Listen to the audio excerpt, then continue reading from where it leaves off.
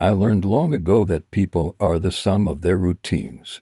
Break the routine, and they scramble. Break the systems that support those routines, and they fall apart quietly, with a kind of panic dignity that's worse than anger. I was precise about how I wanted her fall to look, not theatrical, not loud, just inevitable. The first thing I did was map the architecture of her days. I already knew the grooves, the morning runs, the client calls, the Tuesday creative reviews.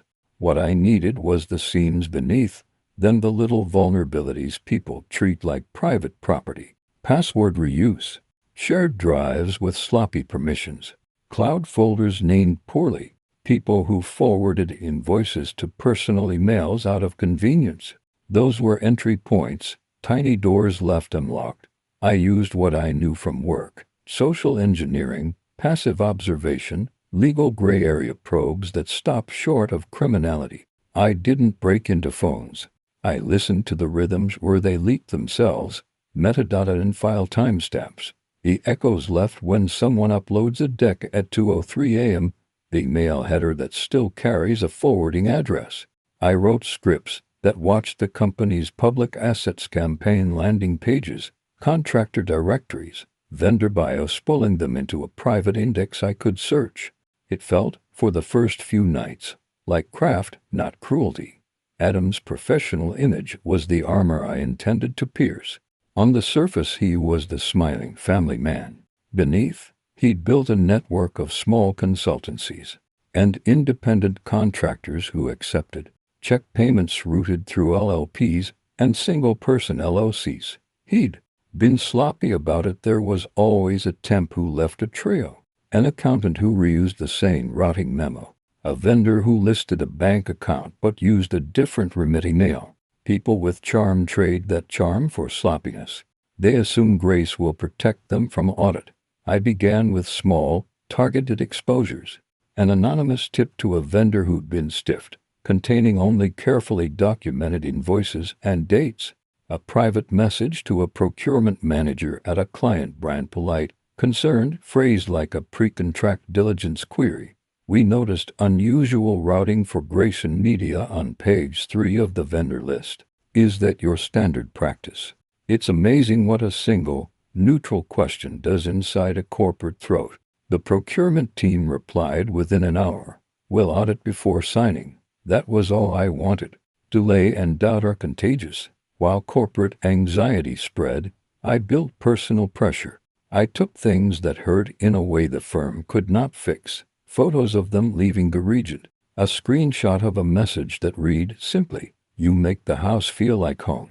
Not salacious, just human, intimate. I packaged those with invoices and vendor files and placed them discreetly where they do the most damage. A freelance reporter's inbox, the procurement manager's email, a junior HR analyst's Slack channel. The goal wasn't to shame in public first. It was to seed suspicion in private where careers live. There was a moral calculus I had to police for myself. I refused to fabricate. I refused to plant falsified bank statements or doctored documents. That line mattered partly because it kept me in my own mind, tethered to the plane. I would tell the Bureau if it came to that I'd only revealed things that were real. But there's a wide field between truth and the way people interpret truth. I used that field. The first public tremor was small. An industry blog ran a piece about vendor irregularities at Blue River Creative without mentioning names. The headline landed like a pebble. Client teams urged to verify vendor payments after irregularity reports. Internal hearts skipped. People began to look at one another's calendars in a way they hadn't before. HR sent a memo about expense policies. The memo was a soft electric shock that made people check their forwarding rules. So Lena felt the pressure. She texted me with a composed panic. They want my files for Friday. They're asking about vendor routing. Her hands must have been shaking as she typed because the message came in short, fractured bursts. I watched the way her composure thinned when she was surrounded by her colleagues at the office. Noticed the way she returned home with a careful face that didn't reach her eyes. That was when I turned the personal knife. I made sure Adam's family life smelled faintly of scandal in places that would inflict the most quiet humiliation. Anonymous comments cropped up on a parenting forum he frequented, innocuous at first. Does anyone know the name of the consultant Grayson hires? Heard about unpaid invoices.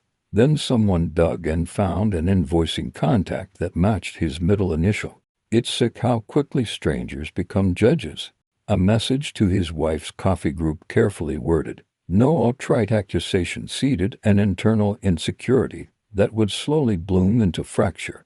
Work does not like being embarrassed. People make bad choices when embarrassed. David, a shiny-faced client director I'd met by accident at a pitch, called Ethan, Adam's boss, asking whether the firm had been comprehensively audited.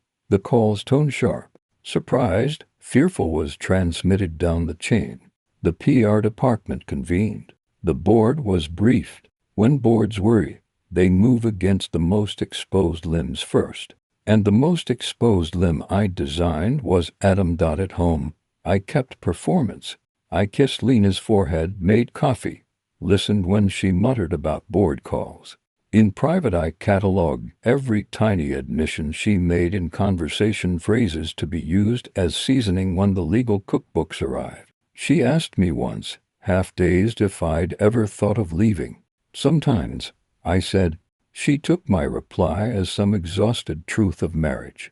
I let her believe it was nothing. What surprised me was the way empathy tried to sneak back in. Watching the person you love crumble is a brutal thing. There were moments I caught myself staring at her sleeping and feeling a dull needle of grief. Then I remembered how she had smiled at Adam in the rain, and how that smile had carved a clean, small vacuum inside me. It's strange. You can feel two truths at once. You can miss someone and also want them to understand the depth of the wound they created. The legal axis tightened. A procurement officer at a hospital chain Payne Medical sent a terse request for documentation. Within days, Blue River's legal counsel demanded all vendor contracts. Adam, asked to explain his paperwork, got flippant on a Wednesday afternoon and came across as defensive. In the boardroom, performance trumps charm. Documents speak louder than office banter. HR placed holds on certain approvals pending audit, and a cascade of client freezes followed. Contracts stalled. People called in sick. At the same time, I planted a whisper in the right ear. A former contractor, angry and owed money, received an email with a tidy PDF of unpaid invoices and an encouragement to upload them to an industry forum. The contractor did. Screenshots proliferated. The public narrative shifted subtly from internal mismanagement to willful misdirection. Journalists who smelled a trend circled like trained animals. There are things systems do to protect themselves. One is to protect reputation. Another is to find a scapegoat, someone the board can throw under the bus so the press will move on. I anticipated that move. That was my risk. If they could frame this as the error of one rogue employee, the cascade would stop, and my work would look like a vindictive man's fantasy. So I broadened the net. More invoices, more transfers, a quiet trail to an obscure LLC that, when traced, revealed jogging steps that led into a larger patch of donors and shell consultants. Once the web looked systemic, it stopped being a story about two lovers and started being a story about institutional failure. Then the first confrontation that felt like consequence happened in the small, cruel way I'd designed. Adam's wife received a printed letter at home, no return, just a folded page with a line of invoices and a note at the bottom. You deserve to know. It was surgical and anonymous. The reaction was not public at first. It was private, a rupture over the breakfast table. I watched from a distance as he answered calls with a voice that tried to be steady and failed. Shing works inside families like a solvent. By the time Blue River's internal auditors asked Adam to step down from client-facing duties pending a review, his wife asked questions that he couldn't answer. The family dinners grew terse. The small boy in one of his photos, Adam's son, Who'd waved from a company picnic looked less like an accessory and more like collateral. I felt a coldness then that surprised me. Relief, yes, but also a darker recognition that my revenge had been surgical but not without collateral. My name is Ryan Holt, and I'm 41 years old. If you asked anyone who knew me a year ago, they'd have said I was a man with everything figured out, a stable job in a mid-sized tech firm, a house in Portland that smelled of cedar and rain, a woman I loved more than I should have, and a calm I thought would last forever. Her name was Lena. Met at a conference in Denver, the kind of event where people pretend to network but really just count how many glasses of free wine they can have before they start talking about their exes. She was different, or at least I believe she was. Sharp-minded, quiet confidence, eyes that looked at you like they already knew the ending of your story but still wanted to hear you tell it. I'd been divorced for 3 years when we met. She said she didn't believe in forever, but she believed in effort. And that was enough for me. The first year with her was the kind of peace I'd never experienced. We built small rituals that felt like home: morning coffee at the window, Sunday hikes in the gorge, inside jokes no one else would understand. She made me feel seen in ways that made my chest ache. I told myself this was it, the calm after the storm. But calm is deceptive. Sometimes it's just silence waiting for the truth to arrive. It started with something small, a tone shift. She began locking her phone, which she'd never done before. Late-night work calls that always seemed to happen in the hallway or outside on the porch, where her voice turned soft, the kind of soft reserved for someone you're not supposed to be talking to. I tried to brush it off. We'd both been through broken relationships. Paranoia felt like the scar tissue of love. But then one night, she left her laptop open on the kitchen counter while she took a shower. A message popped up on the corner of the screen, a name I didn't recognize. Can't stop thinking about you tonight. The name was Adam L. I didn't need to know more. The way her hands trembled sometimes when I walked into the room had already told me everything. The next morning, I said nothing. I kissed her forehead as she left for work, then sat at the kitchen table and just listened to the hum of the refrigerator. It was the loudest silence I'd ever heard. I'm not the kind of man who explodes. I don't shout, don't throw things, don't accuse. I watch. I calculate. Maybe that's what years in tech have done to me. I look for systems, for patterns, for leaks. By noon, I had her passwords. Not because I hacked her, but because love makes you memorize things without realizing it. I opened her email, her cloud drive, her messages.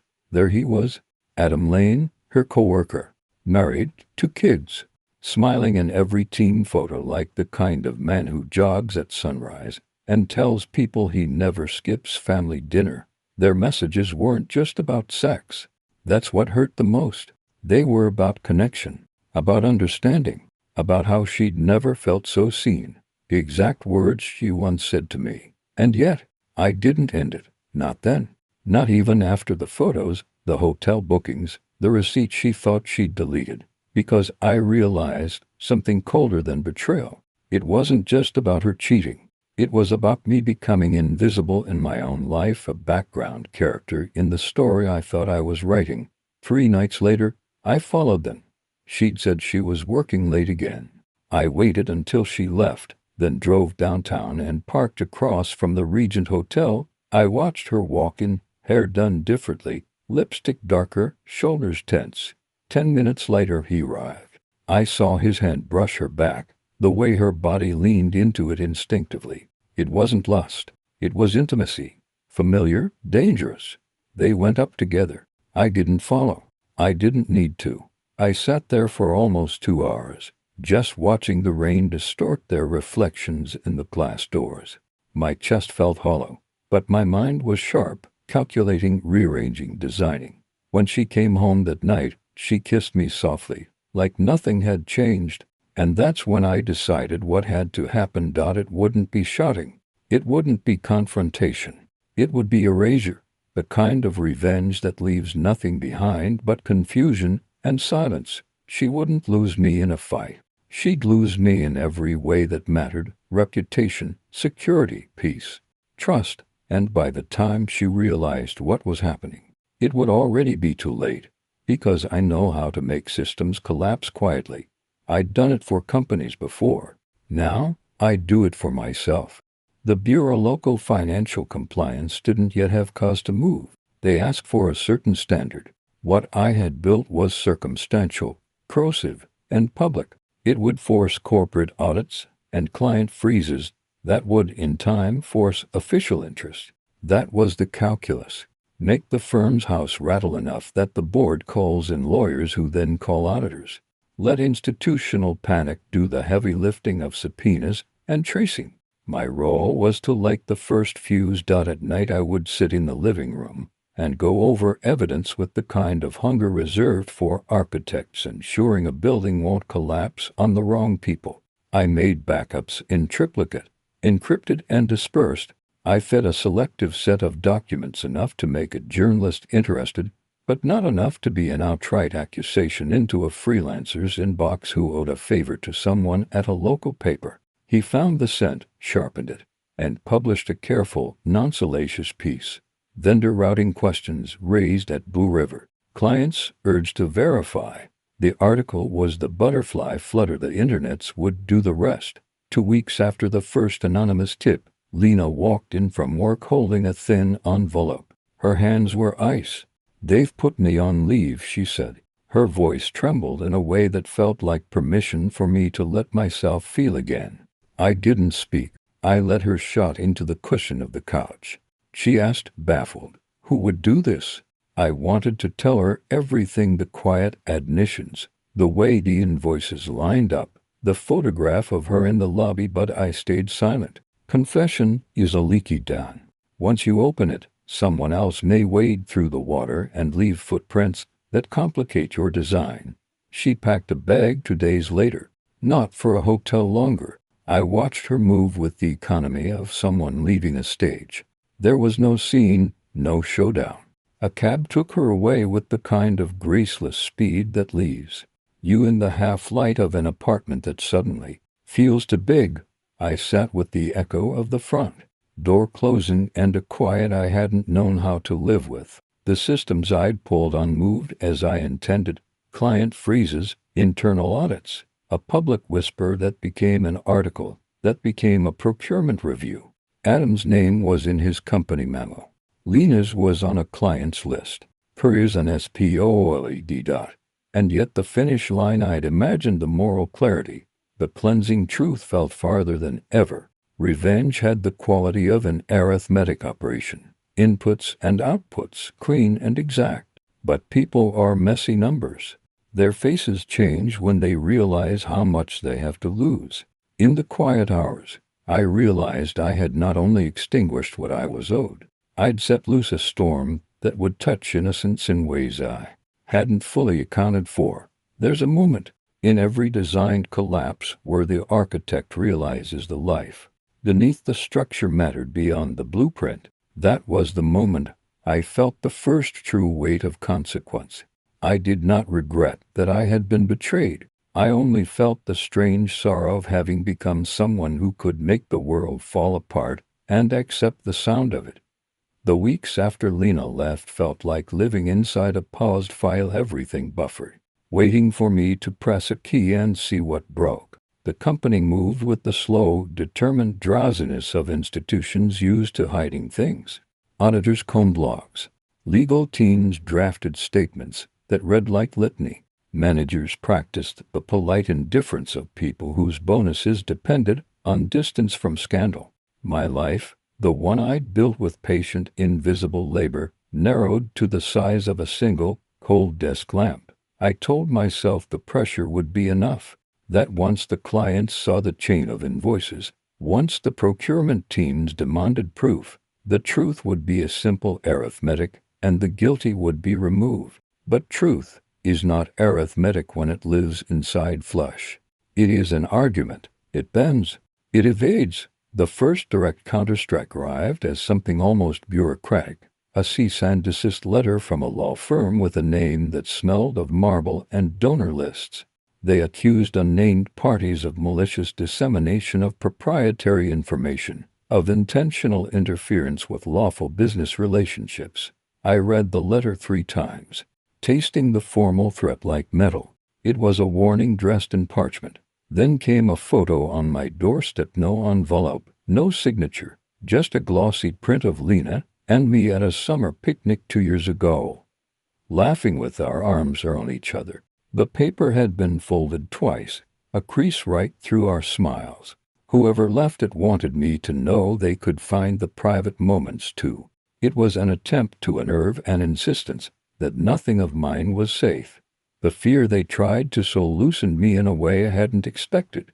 I had been careful, encrypted drives, off-site backups, deadman triggers, and yet the intimacy of seeing a private photo left like a calling card hit harder than any legal threat. For a night I considered giving up, hand the dossier to Claire, withdraw quietly so the house moved to a place where no one knew the architecture of my life. The image sat on my kitchen table like a verdict, but the next morning routine reclaimed me. When fury becomes work, the panic dissolves into checklists. I replaced the photo with a copy and stored the original in a safe. Then I went back to the ledger, invoices, routing numbers, the small notations accountants append when they want to forget something. If they were trying to rattle me, I would answer with evidence. My methods grew more surgical.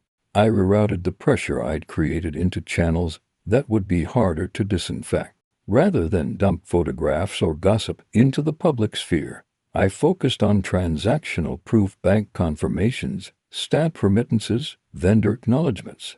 I cultivated a small network of insiders, a junior accountant at a payroll services firm, an overworked compliance officer at a Midwest hospital, a temp who'd once been promised payment and never received it. They were not heroes. They were people with grudges and schedules. I fed them documents, not lies. Documents are harder to discredit. Documents are slow-acting but lethal when laid end to end. One evening Adam came to our neighborhood.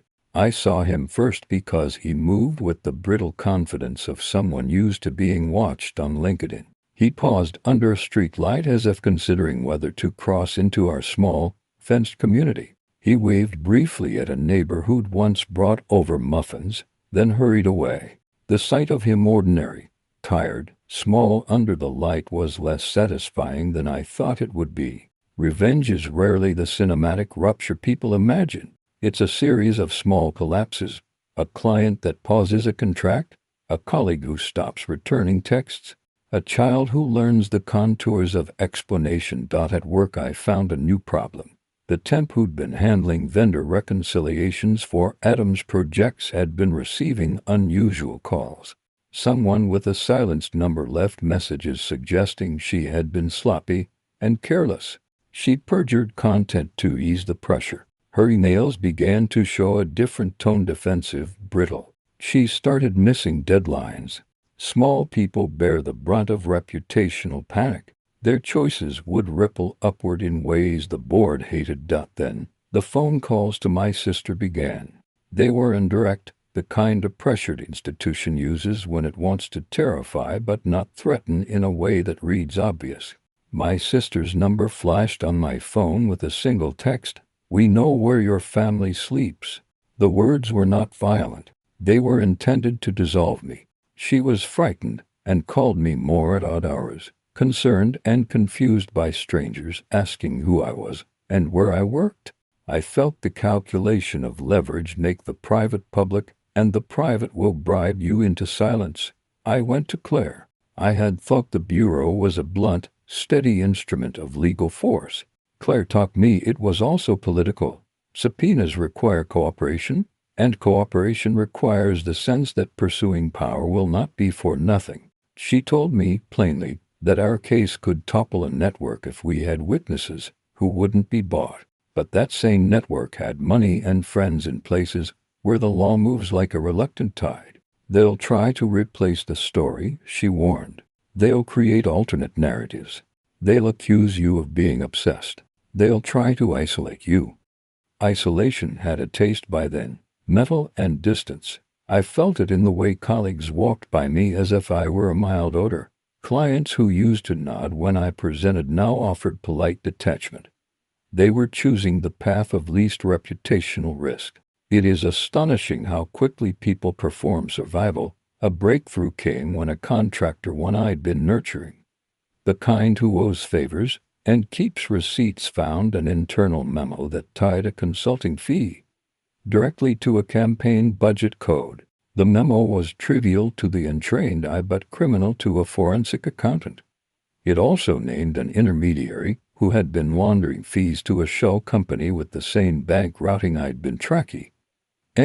I fed this to Claire. She moved with the careful ferocity of trained professionals. Subpoenas, sealed warrants, audit holds.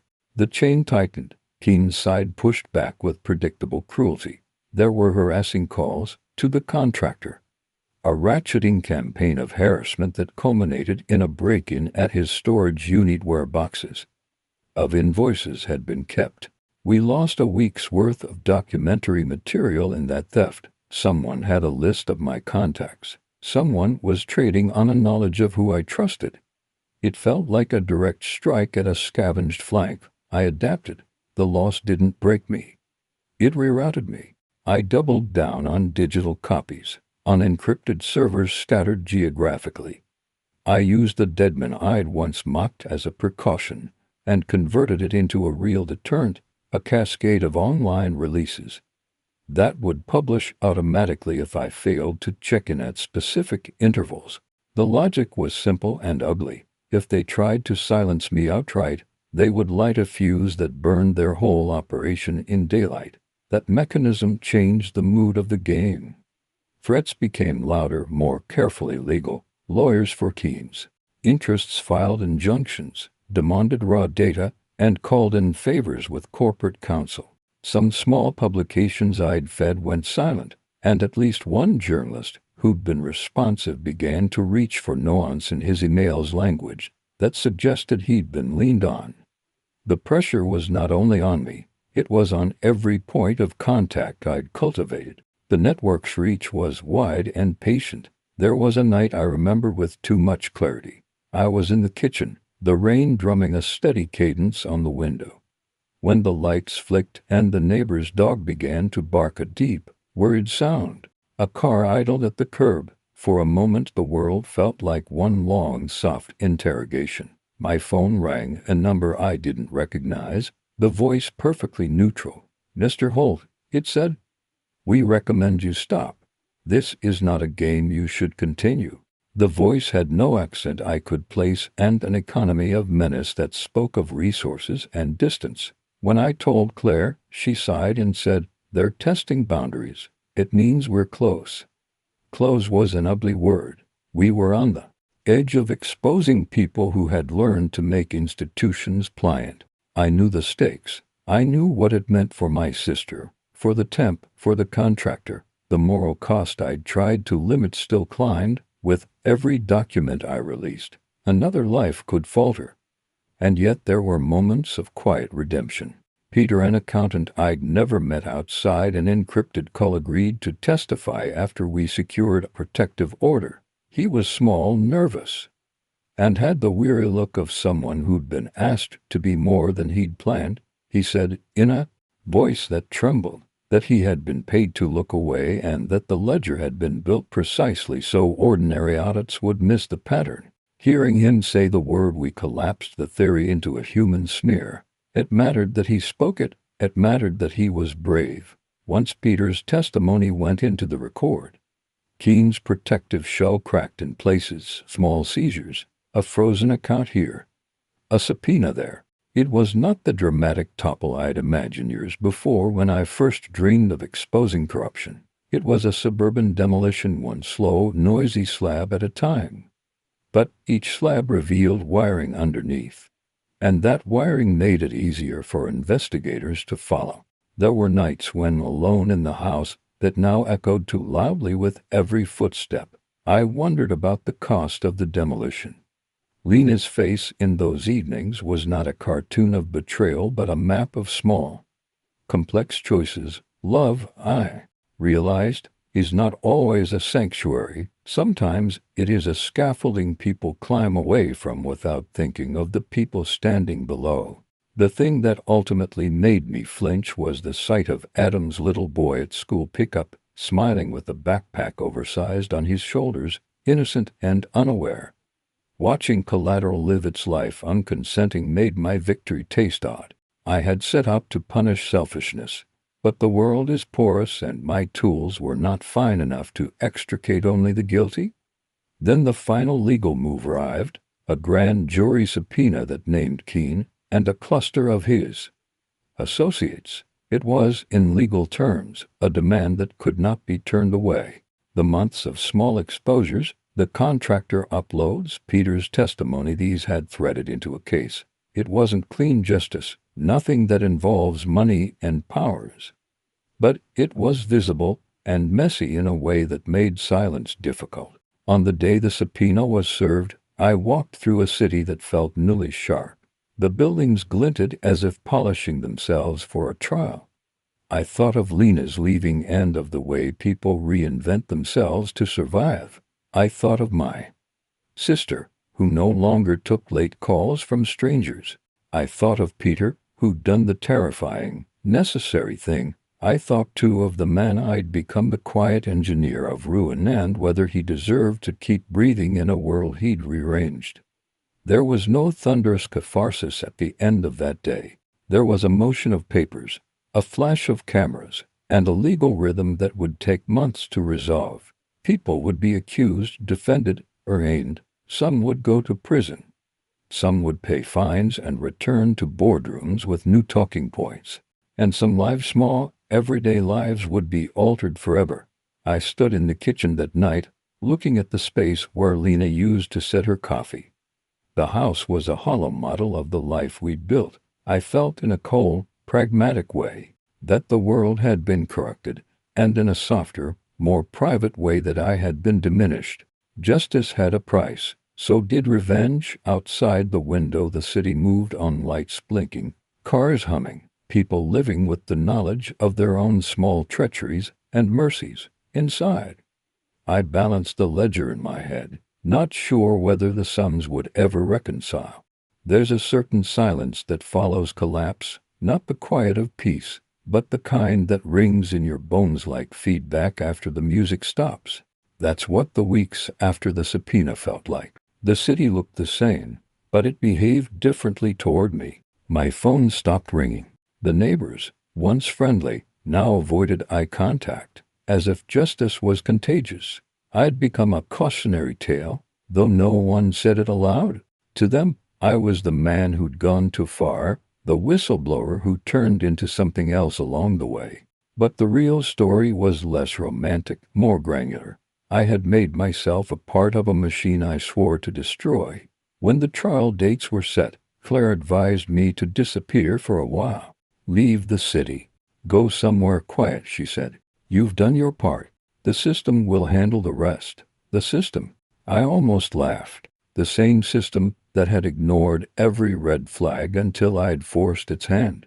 The same system that had protected Keene, his colleagues, and men like him for decades. I knew better. Still, I followed her advice. Not because I trusted the process, but because I needed to see what was left of myself without it. I drove north, through towns that smelled of wood smoke and damp asphalt, until I reached a small coastal village. It wasn't much, a handful of houses, a single gas station, and a diner where the waitress poured coffee as if it were an act of mercy. I rented a cabin overlooking the water. No Wi-Fi, no neighbors, just the wind and the sea arguing endlessly. At first, I thought I'd found peace. I'd wake before dawn, watch the tide crawl in, and try to feel human again. I cooked simple meals, fixed a broken chair, even started sketching the cliffs. It was almost believable that I could still be the man who once thought love was enough. But silence has a way of amplifying what you're trying to forget. Lena's voice still lived in the house I'd left behind. The scent of her perfume would appear in my dreams, subtle, cruel, and sometimes When the wind changed, I'd imagine her standing on the porch, apologizing, or accusing, or both. I wasn't sure which I preferred. Then, one night, the world tilted again. I came back from a walk along the cliffs to find the cabin door slightly open. Just a few inches, enough to make my pulse spike. I froze. The lock wasn't broken, but the doorframe showed fresh scuffs, faint but visible. I stepped inside, every sense sharpened. Nothing looked disturbed at first. My laptop, an offline machine, air-gapped and encrypted, was still on the table. The chair was pushed in. The fridge hummed. But when I checked the drawer where I kept my backup drive, it was gone. That drive contained the only surviving copy of every document I hadn't released, evidence that never reached clear, material I'd saved for leverage in case things went bad. I'd hidden it from everyone, even her, and now it was gone. I sat down on the cold floor, staring at the empty drawer, and laughed, not out of humor, but disbelief. I had built a war out of data, and someone had just pulled the last bullet from my hand. The next morning, a letter appeared under my cabin door. No envelope, just a single sheet of paper. We're done fighting ghosts. Meet us. 9 p.m., Pier 3, no signature, no threat, just an invitation written in block letters. It didn't say who he was, but I already knew. I spent the day in motion, pacing, replaying the past year like a corrupted film reel. Every decision, every file, every word exchanged with Claire, all of it converging toward this one point. Part of me wanted to burn the letter and walk away. Another part, the one that had survived betrayal, manipulation, and legal warfare, wanted to finish what I'd started. At 8:45, I left the cabin and walked toward the pier. The sea was restless, black and silver under the moonlight. The boards creaked under my boots as I moved toward the end. They were waiting to figures. One of them unmistakably Adam. He looked older, smaller somehow, but still carried that same corporate arrogance. The other man I didn't recognize, tall, wearing a dark coat, face hidden by the brim of his hat. Daniel, Adam said, his tone oddly calm. You've made your point. My point, I repeated. You destroyed people's lives. I just held up a mirror. He shook his head. You think this was justice. You think the world changed because of what you did. The system eats scandals for breakfast. You just gave it another story to sell. The words stung, not because they were wrong, but because they were half right. I'd seen enough to know how narratives mutate. Heroes become unstable. Criminals become misunderstood. The man beside him finally spoke. His voice was low, steady, American, but polished, the kind of tone you hear in boardrooms and blackmail calls. We don't care about your crusade, Mr. Holt. We care about control. You've become unpredictable. We're here to close the loop by stealing my files. I asked. He smiled faintly. By reminding you that information is never power unless it's believed. And right now, no one believes you anymore. That hit deeper than I expected, because it was true. The media had moved on. The case had lost its urgency. The world was already chewing on a newer scandal. Adam took a step forward. Walk away, Daniel. Take what's left of your life and go. If you keep pushing, they'll erase you. I looked at him, the man who had taken everything from me and somehow still thought he was offering mercy. I didn't answer. I just reached into my coat and tossed something into the dark water. A small USB stick, glinting briefly before it vanished beneath the surface. Adam blinked. What was that? Everything you were afraid of, I said, and nothing you can use. For a moment, no one spoke. The waves hit the pier, hard and rhythmic. Then the tall man nodded once, almost respectfully, and the two of them walked away into the fog. I stood there for a long time, staring at the spot where the drive had disappeared. The truth was simpler than either of them knew. The real copy was still safe, hidden far away, somewhere they'd never think to look. But as I walked back to the cabin, I realized something I hadn't before. I didn't even want to use it anymore. The war had already taken everything human from me. Maybe letting it drown was the only way to reclaim what was left. The sea kept its secrets that night, and so did I. Morning came slow, a pale light bleeding through the salt-fogged window, turning the world into a watercolor of grays and ghosts. I hadn't slept. The conversation at the pier replayed in loops, each repetition peeling away another layer of whatever conviction I still had left.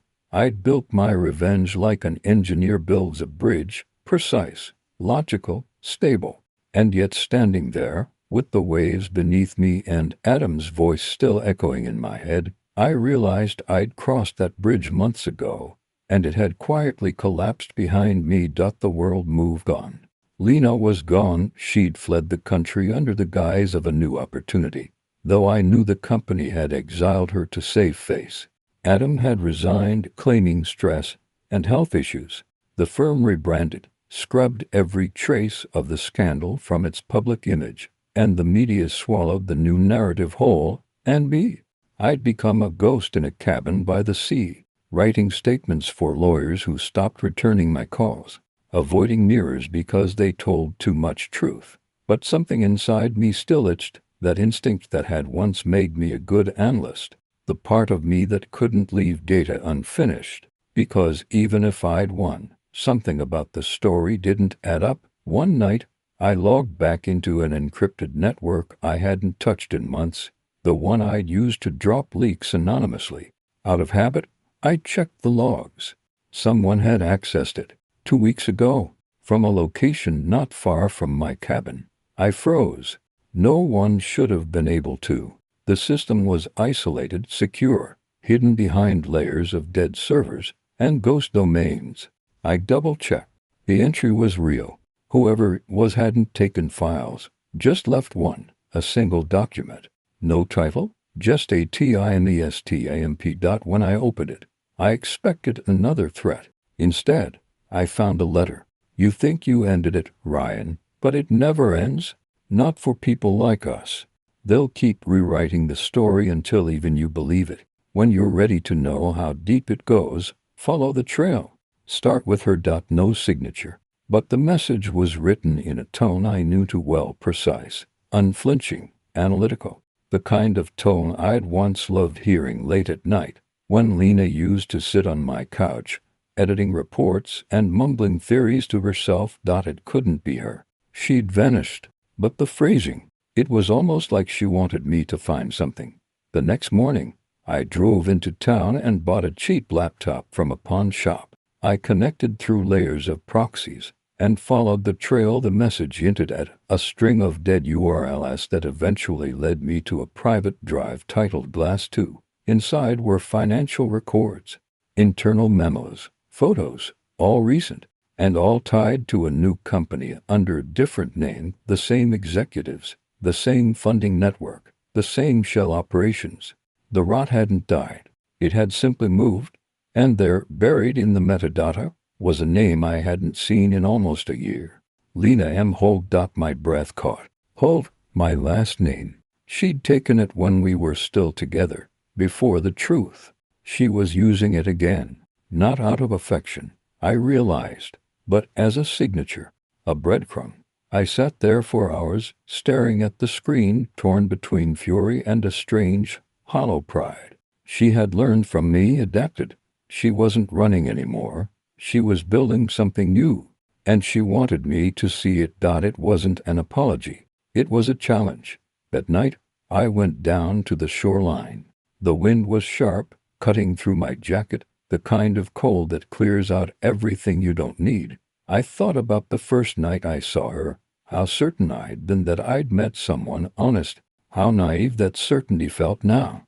I wondered if, somewhere out there, she was standing on another coast looking at another horizon, thinking the same thing about me. The revenge, the exposure, the silence, it had all been noise. Beneath it, something darker was still alive, humming quietly beneath the surface, waiting for the next move. And maybe that's what people like us are doomed to.